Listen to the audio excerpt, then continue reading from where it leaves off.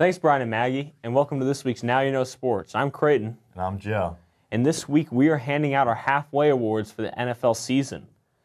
Our first award is the halfway MVP, which belongs to Drew Brees this year. Brees is off to another fantastic start statistically, being in the top 5 in nearly every relevant passing category. Now, Joe, do you think this award is warranted?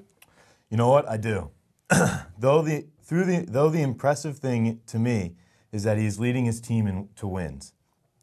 The Saints are leading the NFC South at this point and seem to have the fast track to the playoffs, though nothing is guaranteed at this point. Now, our next award is the halfway LVP, or least valuable player.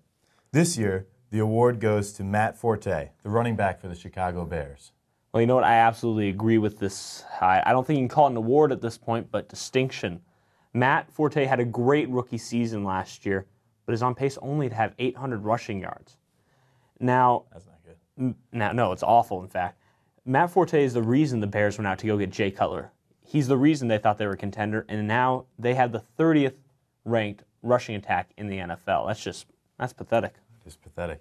Well, Forte's especially hurt me because I drafted him so high in the fantasy football draft. Ouch. I made the same thing with the 4th overall pick. Yeah, it was bad. Now, who wins this year's halfway comeback trophy? Well, actually, this one, he was great in the past, and this year's award goes to Carson Palmer. Now, last year, Carson Palmer had some injuries, and the whole team had a terrible year, so they had the number 6 overall pick, Andre Smith, and he went out early this year.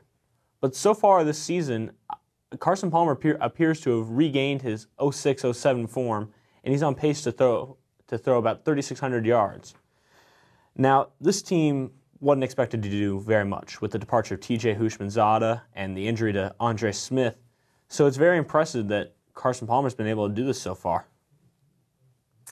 Well, having the leading rusher, Cedric Benson, hasn't hurt either. Speaking of the Bengals, what do you think of Chad Johnson's news network, OCNN? He says he will be breaking NFL news on his Twitter account based off of information that he and his friends collect from inside the league. Is this a good idea or not? Well, if you haven't heard, the OCNN, Ocho Cinco News Network, it's his attempt to bring NFL news from directly inside the locker rooms to you, his Twitter followers. Now, I think this is a good idea. I think that Twitter, and by the way, you should follow Now You Know on our Twitter account.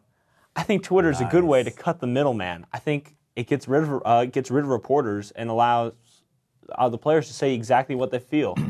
Now, players who've gotten in trouble for this already, Antonio Cromartie in particular from San Diego got busted for this when he tweeted about how bad the food was at camp.